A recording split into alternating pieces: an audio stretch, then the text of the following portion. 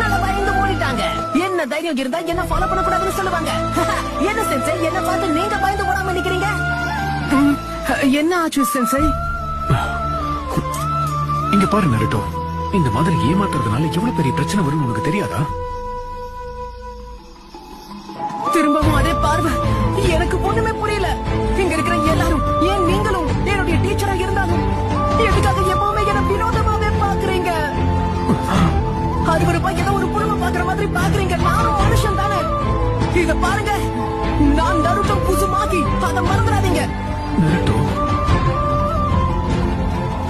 இதுக்கு மேல என்னால முடியாது. இன்னொரு தடவை நான் இந்த அகாடமி பக்கமே வர மாட்டேன். இல்ல போகாத.